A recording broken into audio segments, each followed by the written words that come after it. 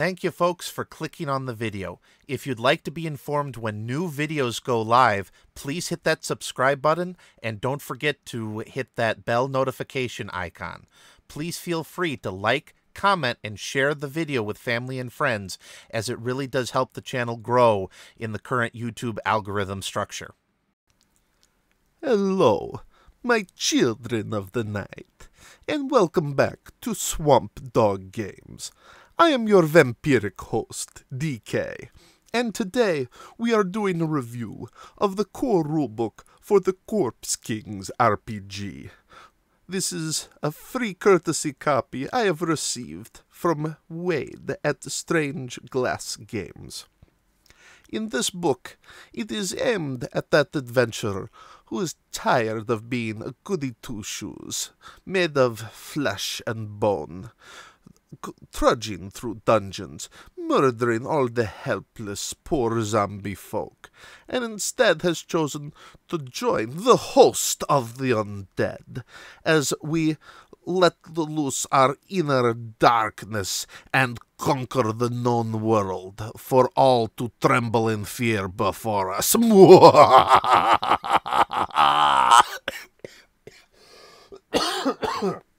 Okay. I'm not going to keep up that constipated vampire accent the whole review.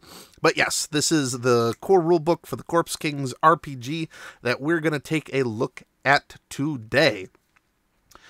This, of course, was received courtesy by Wade Savage over at Strange Glass Studios.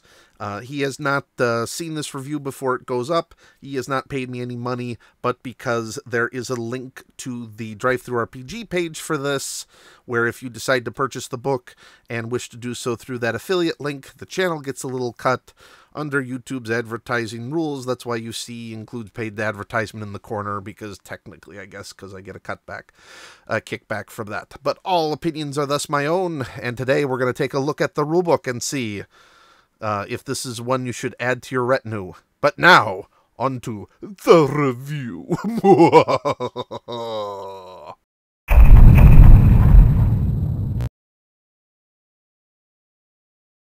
Alrighty. So, first off, going through the Corpse Kings rulebook, the first thing that got me was the art, as I'm just cycling through here quickly. Now, there is a disclaimer that Wade includes in here that all the art is done by AI, so I'm assuming this is mostly Mid-Journey. That, to me, doesn't bother me. I know some people have the thing with AI art. I don't care. It looks good.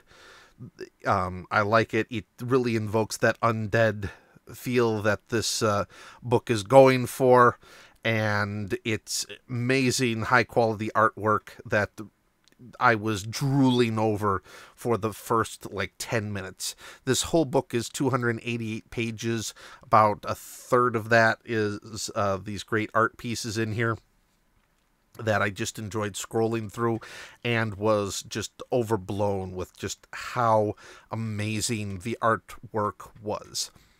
Now, all of these pieces could very easily be someone's profile piece on ArtStation.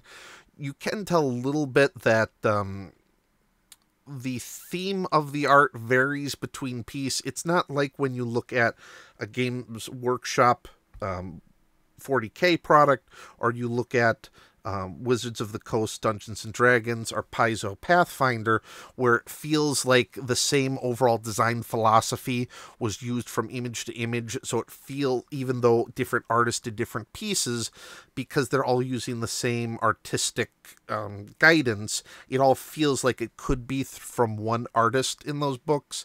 This, because of the AI, it's all great independent pieces, but it doesn't feel like it was all made by one person the same way that one of those traditional books would be, which is why the one downside to AI art, but getting that coherent theme. But in my opinion, this does its job amazingly well. As I said, I was drooling over it for the first time.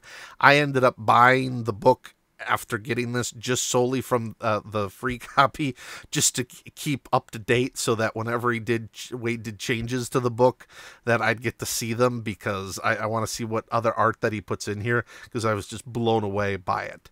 This right here, for instance, is one of my favorite pieces in the book. It's just magnifique.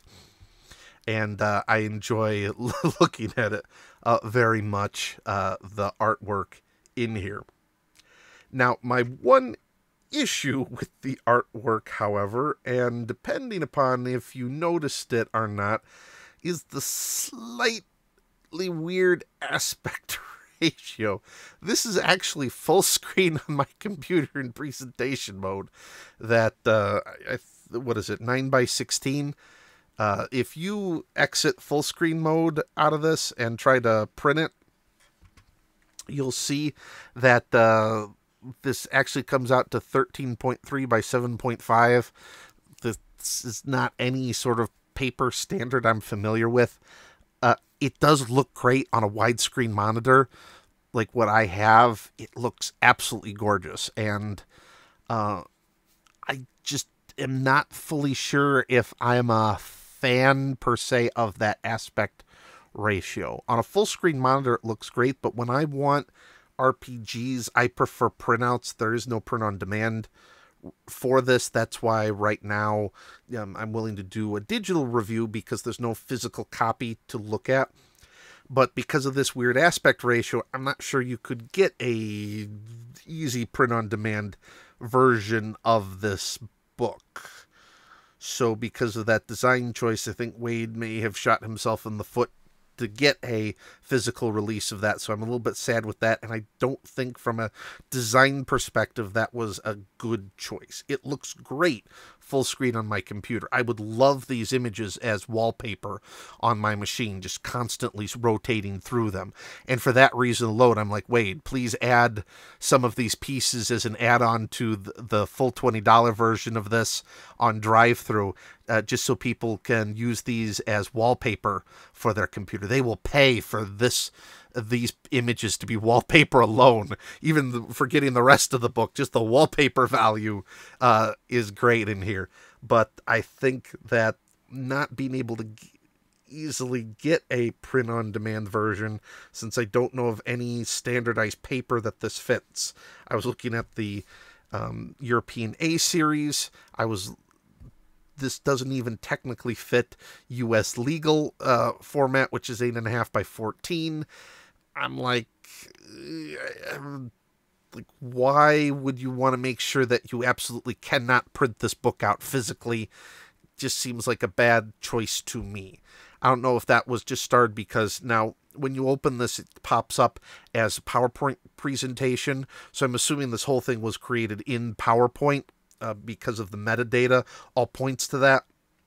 It looks great full screen, but I think you might want to have done it in paper so that you could have a physical version of the book, because I would love to be part of a Kickstarter to get the physical copies of this artwork. So I think, in my opinion, that the aspect ratio you chose is... But that's an aesthetic choice that was yours. That's not my business to say you're wrong. Just, I don't think it was a good idea. Now, the core premise of this book, after you stop gushing over the artwork in it is a undead-focused RPG rule set. So in here, you can play as human, but it's primarily focused on an undead city that you are a member of Nazai. And I can just wait for YouTube's autocorrect to mistranslate what I just said there and demonetize the video. That you are an undead adventurer for the most part in a rules-light setting. Now, on Drive-Thru RPG, it calls it an OSR. I know there's no regulation around what OSR means, and that does create problems when you're trying to talk about OSR. It means different things to different people.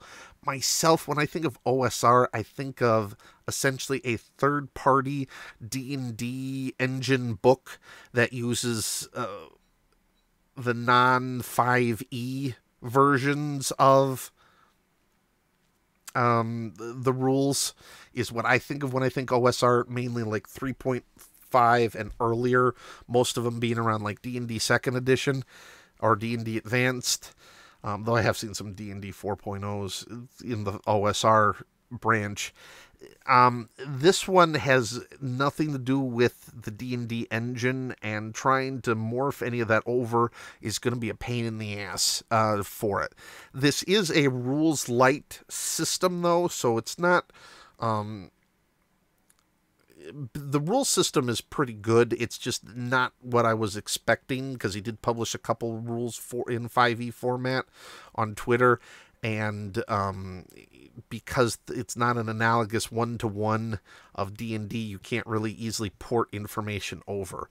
With this system, you have 4 core attributes that power your players. You have the body, mind, spirit, soul. And it is, unlike Dungeons and Dragons, which is a roll-over system, this is a roll-under system. The primary focus on this is actually not the attributes, but the skills. So later in the book, there's a skill section that you use during character creation to create what your character can actually do. The core attributes focus as sort of like your maximum. So the higher the core attribute is, the more likely you can succeed at that roll. The downside is, though, some of the skills have their own passing score that you have to roll under. So depending upon which is lower, your attribute or your skill ceiling, that can affect the math differently on what you have to succeed. For instance, if your skill has a passing roll of, in this example, Shattering Skull Crusher, but let's say you're a tiny mouse and you have a body attribute of 3. Well, even though you can roll under 18 for the skill, you actually have to roll under 3 because that's the your ceiling for your body attribute. So roll under, it's essentially you take which one is lower and have to pass that, but it also has to simultaneously pass your attribute skill too. So if, let's say, your skill is roll 12 under, but your attribute is 11, you roll a 12, well, technically you pass the skill but not the attribute check, therefore the skill fails. And once you actually pass the attribute check / skill check, then you roll a d6 to actually see what the outcome is. Personally, I prefer degrees of success systems, not roll a d6. This is kind of the same issue I have with DCC's magic system, where when you roll the d20 to see what happens when you cast a spell, it either where you have an equal chance for the spell to blow up in your face or for you to summon a demon down on your behalf that wipes out half of the enemy's army in an instant. That kind of swinginess with the DCC magic system, if you were using wild magic, would make sense. For me, general adventuring with it doesn't. This doesn't fall quite into that same level of swinginess, but that same severe level of swinginess, but could if you're not careful with it. But so just because you actually to hit the target doesn't mean you actually end up fully destroying it, but because it's not designed with the full that if you roll a 1 on the d6, it's not a critical fail, it's just really a second, like it didn't quite succeed. This is more doable than DCC's magic system in comparison. My only complaint as far as the graphical presentation with this, from Wade here is that you have the intro to how the RPG functions. You only go into the basics of attributes and combat up front. Then you jump into the setting, the universe, and everything, and then skills and character creation are all the way in the back just before you get to the built-in adventure. I think you would have been better off putting the intro to the brief, like, here's your elevator pitch to why you should be playing this game, then go into character creation and skill resolution up front. So if you want to have that discussion, here's how skill resolution works, here's how character creation works, that's great. Well, now you got to also include then the character creation, the skill system, and how all this works. All of these come with, this is the skill system, as you can see here.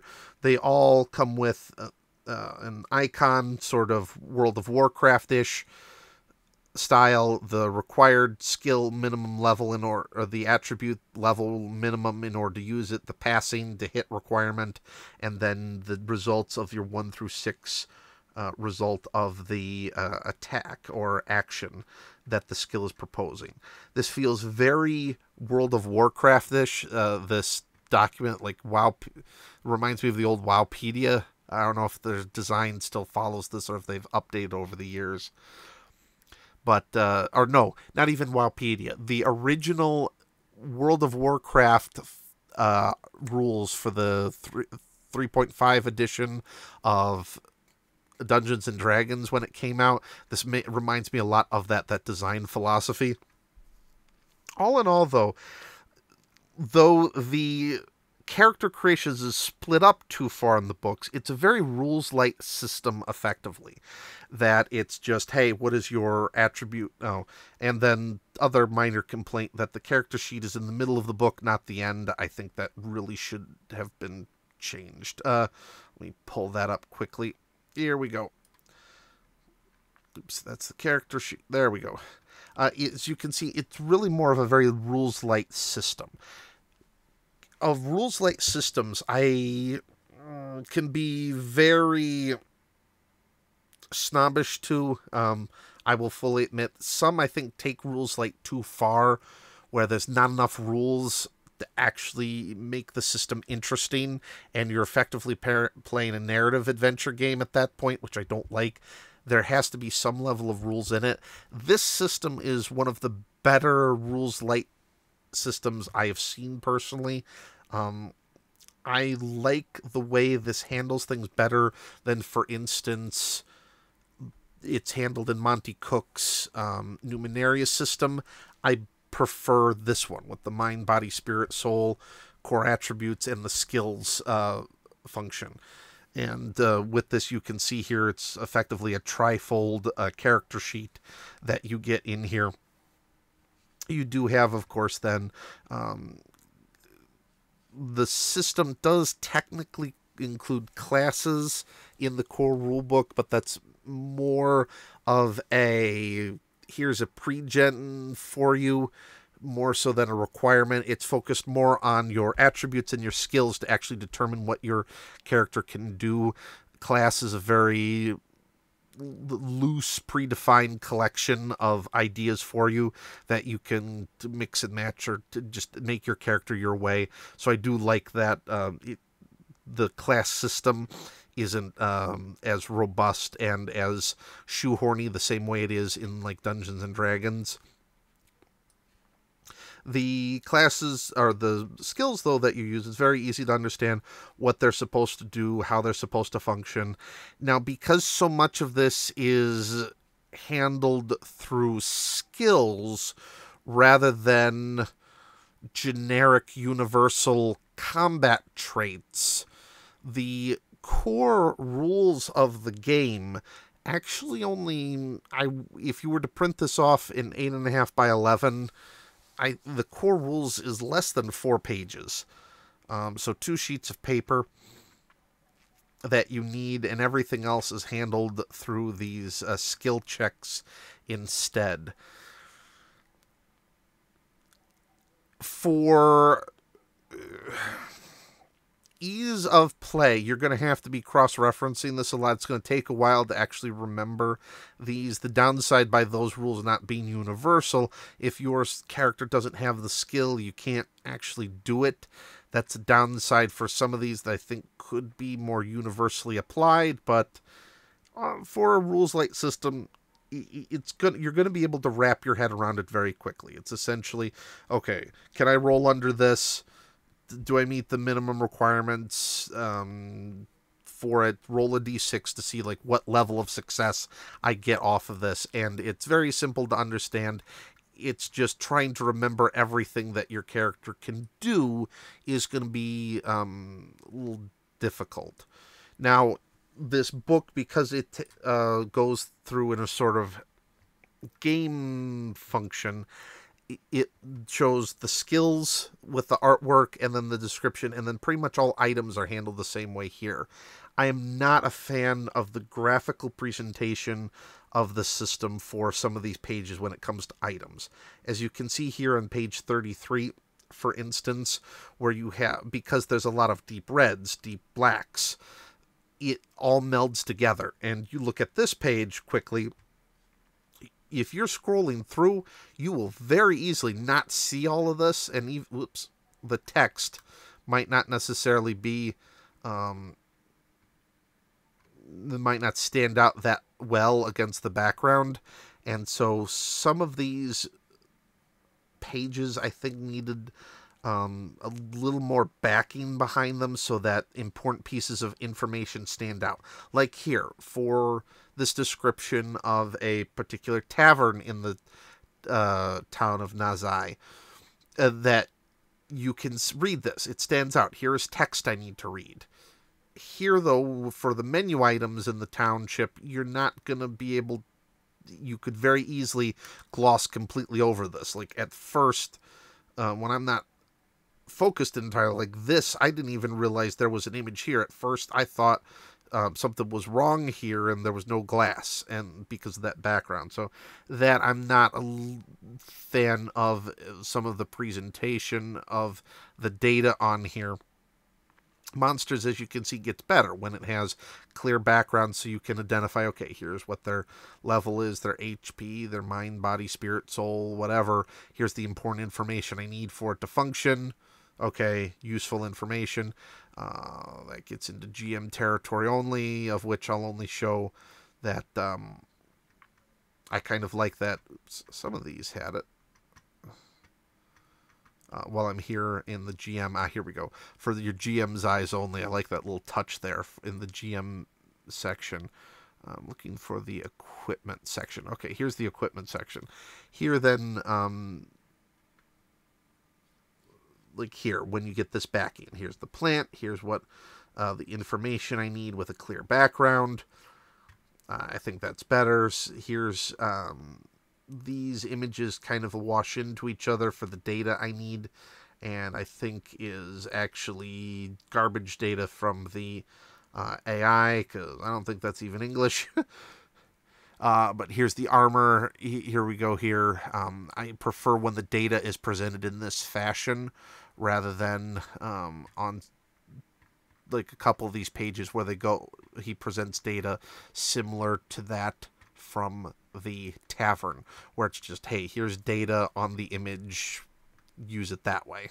One minor complaint too while I'm in here about data presentation, some of the places where these page numbers are put, especially on the full page artwork like this, it seems a real shame to have actually the page number here. I think you would be better off sticking the page number on these slides instead, where it would just show up in the corner here when you need to try to figure out where you are in the process, versus sticking it on the nice full page artwork. But that's what can happen when you only have one person designing it. A little bit of an oversight with some of these pieces. Not thinking like, hey, maybe not putting the page number over the full page artwork. This book does include everything that you need to play, though. So it's a complete rule book from beginning to end, everything for this adventure setting. It does have the core city and information about the core city, how it takes place, or where sort of like your home base. It does also include a pre-generated adventure in here, so you can pick this up and just off the shelf you have everything necessary to actually enjoy the game, which is an outstanding feature to have in an indie RPG where you have here's your basic bestiary, here's your character creation, here's the basic adventure, here's the basic adventure setting. So when you're not necessarily sure of the rules, getting an entire package together, I think this was a great idea on Wade's end. It is because of the single writer and the AI art, I think a little bit sparse on city details. When you look at this, you can easily see that it's designed to be a huge, strapping metropolis where there should be opportunities abounding everywhere in the city of Nazai. And I cannot also wait to interview Wade and get corrected on how this is supposed to be pronounced, this city. It does feel, though, a little bit sparse as far as details of what you can do in here. Oh, here's also a page where a little bit of quality control by getting a third party, it might have been good, where you have, like, here's the person, Anise Huxley, which I would like to ask if there's any thought process that went into Aldous Huxley for this person's design. And then here on the same page where you have Alice Huxley instead. A few minor spelling errors like that in here. Oh, here's what I was talking about, where you have the item where here's the pricing on the background. Here it's not as bad because you can see the artwork stands out better from the background.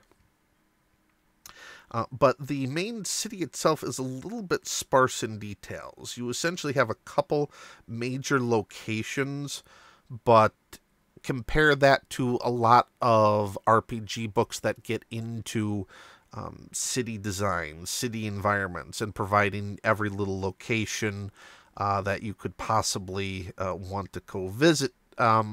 This will really require the game master to fill in a lot of holes in places for the characters to enjoy, to really enjoy the full setting to its fullest.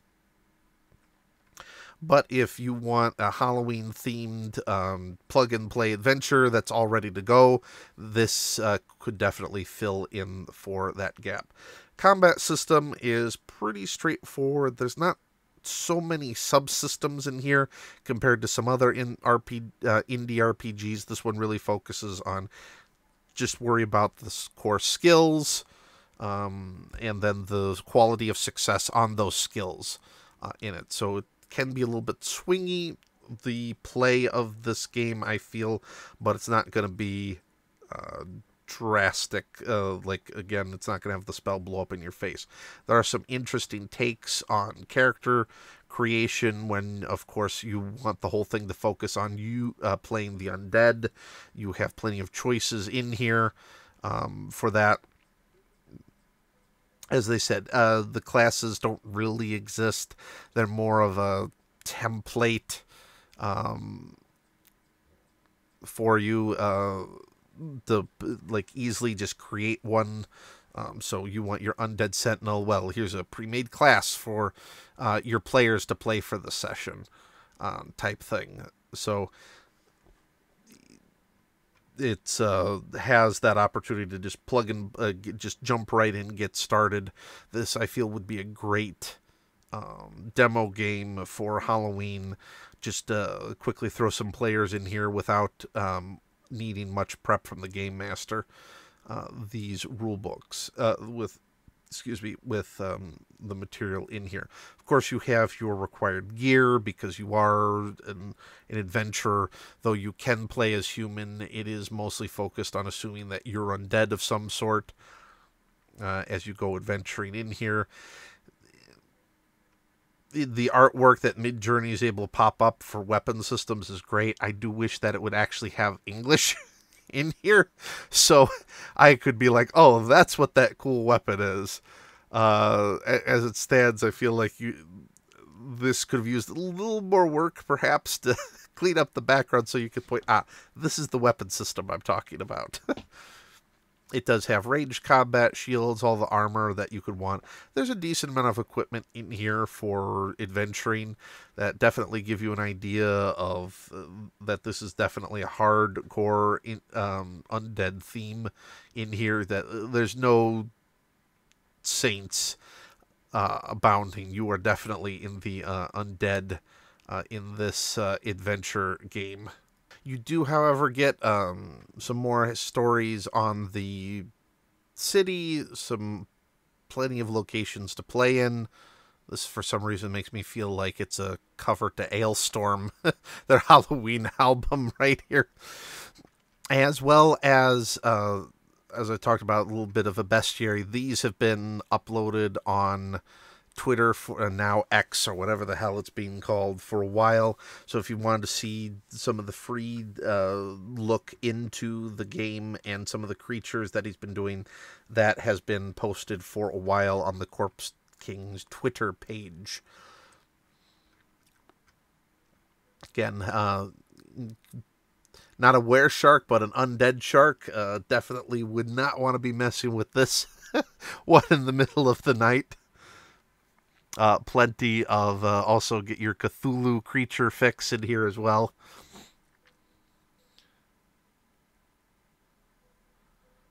It's the size of a skyscraper. Anything it does kills you, and everyone you ever knew. Wow. So in other words, the impossible monster that's there for thematics, but you ain't fighting or killing. XP, you can't afford it. Yeah, the very subtle hint that this is not something that your players are going to be fighting. I'm sorry. But you do get that bestiary, a little bit about the religion that's in here. See what I mean when you start going back into skills separate. I do like the very video game feel that this presents. As I said, if you ever had a chance for the World of Warcraft RPG book, some of the design philosophy reminds me of that and gives me somewhat of a nostalgia as an rules light RPG, very effectively presented, has a nice assortment of options, a little bit swingy some of the outcomes, but most aren't so bad that it's gonna blow up in your face an instant kill you.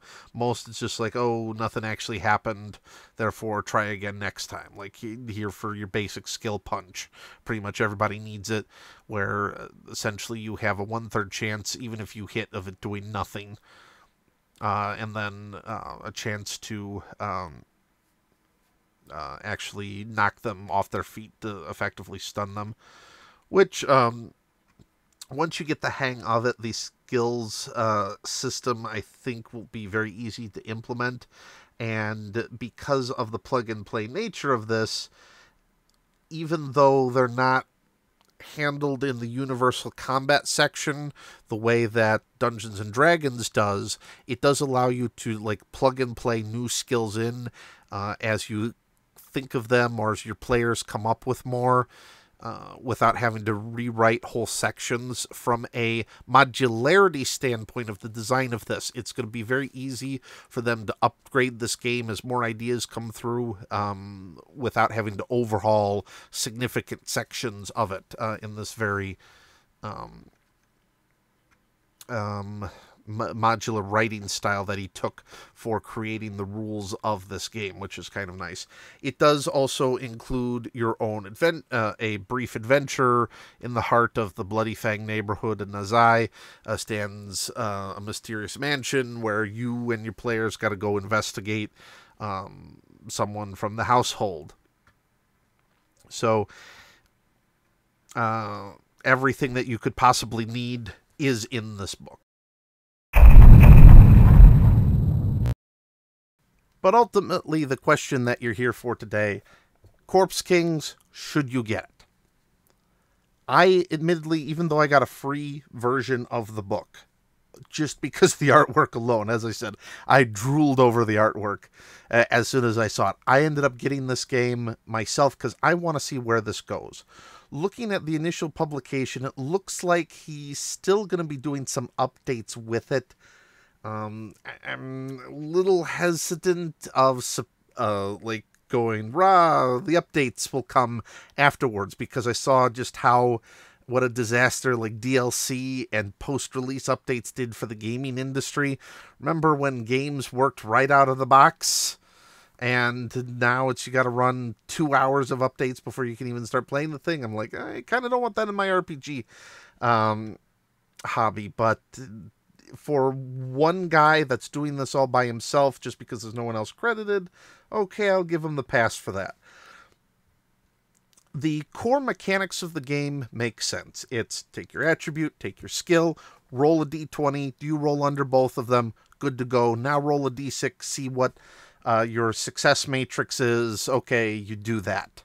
Simple, easy to teach. I don't think there's any issue getting people to understand that. I also love the undead theme. I really liked the Forsaken from World of Warcraft. I really like the undead. I know this isn't the first time you could play undead.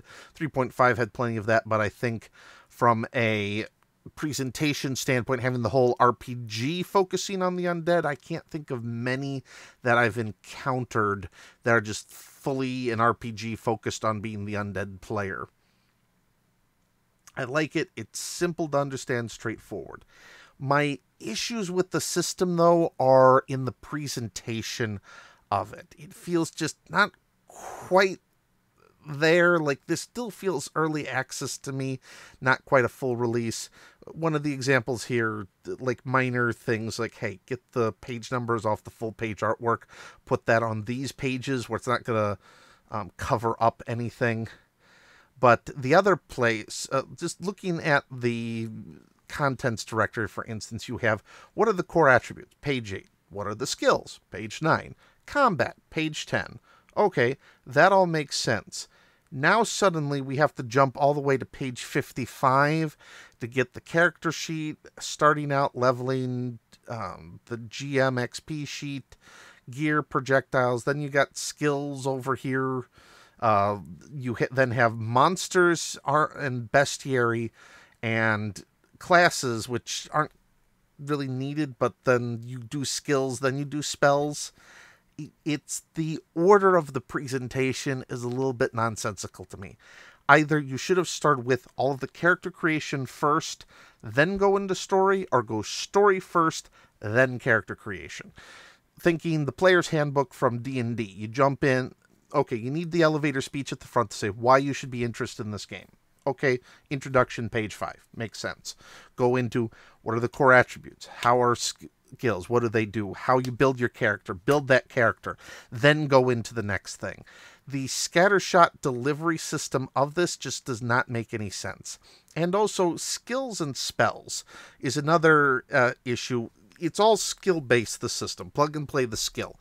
But then you have the presentation of your magic capacity in the system, the overall description of what is magic, how does magic work. Here's a brief overview of some of the magic in a completely separate section from the actual mechanical uses of the spells, which is thrown in with all other skills in the book, where I think you should have either gone into spells description and first and then general skills, or cut out the magic skills and do that after.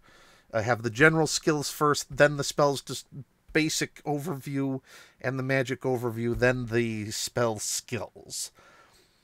It's nothing too detrimental that would be like, hey, it's not that it's terrible that you shouldn't get it. It's just that the presentation of it, I think a little more thought and perhaps a 1.5 update sooner rather than later to reorganize the content in a coherent, logical manner. Now, I know, designing a game, you've come up with the rules. He's come up with a ton of content here.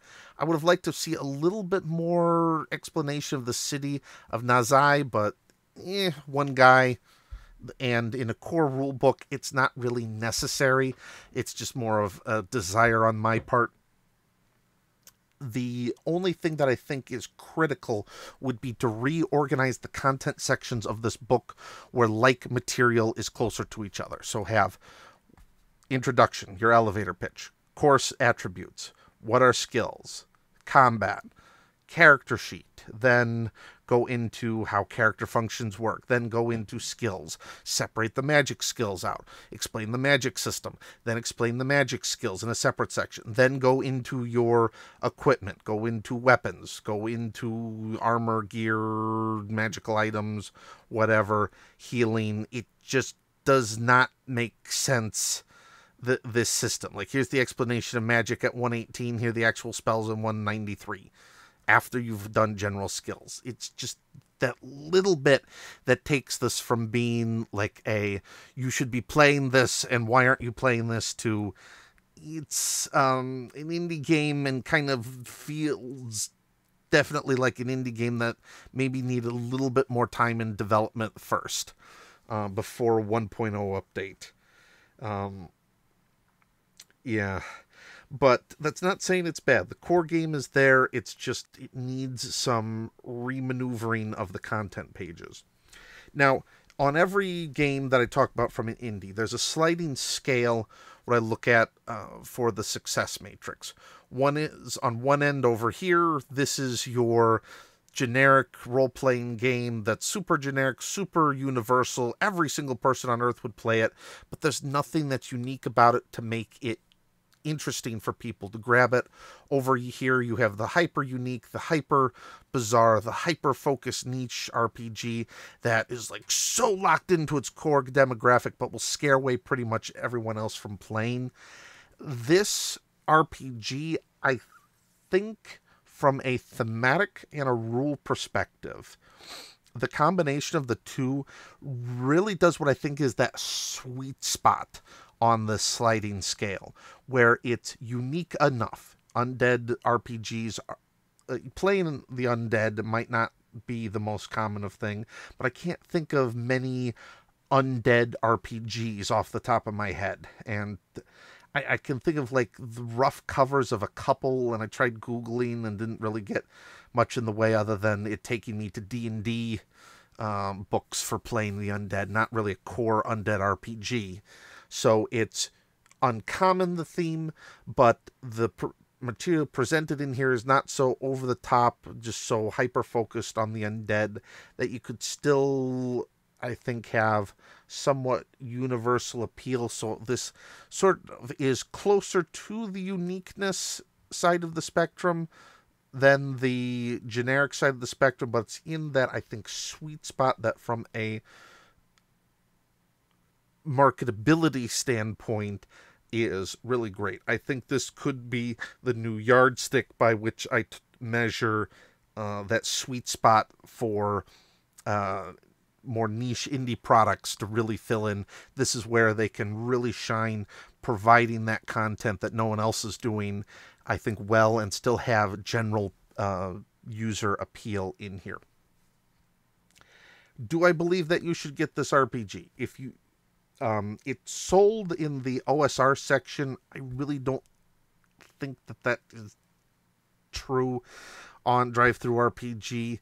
When I think OSR, granted, OSR is not a regulated term. It means different things to different people. But generally, when I think of it, I think of material that's designed off of the D&D engine, that open gaming license engine that has powered so much material and can really plug and play into an already existing D&D product.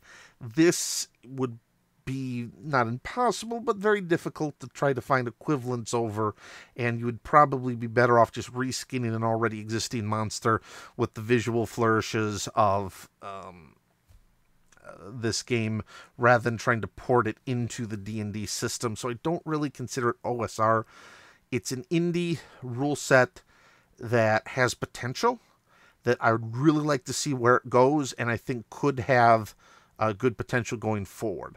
I don't see anything about an open gaming license or a license indicating the accessibility of the engine. I would like to see where this engine could go. If this is supported by Wade, if he continues to produce content for this game, I think this could be a really good themed product in the RPG landscape. If you can get this while it's on sale, I think you would be, and you're good with non-D&D RPGs, I think you could really enjoy this system. You want to put together an easy one-shot for Halloween or a horror-themed RPG event at your local game store, this would be perfect. Everything you need to play this is all in one. It has the rules, it has the setting, it has a one-shot adventure in here.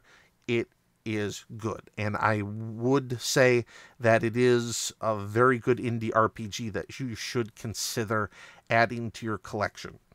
I'm a little disappointed with the bizarre aspect ratio, and would like to see this in print one day, but we'll see if that can happen. So, what is my overall rating for Corpse Kings, the core RPG rulebook? Well, drum roll if you please. I hereby rate the Corpse Kings RPG core rulebook as a solid. There are several distinct advantages to being a vampire, dear boy. Out of 20. Thank you, my magnificent children of the night, for sitting through this spectacular RPG review. I hope that you remember to hit that like and subscribe button down below, and let the flame war commence over AI artwork in RPGs. It feeds the algorithm, and thus feeds my soulless body. But honestly, let me know what you think. Do you think the Corpse Kings is a great RPG that just is held back by a few little bizarre design choices? Or do you think that it is the new contender for the RPG to unseat the evil wizards of the coast? Let us know in the comments down below. And remember, my children of the night, business, Puchayat.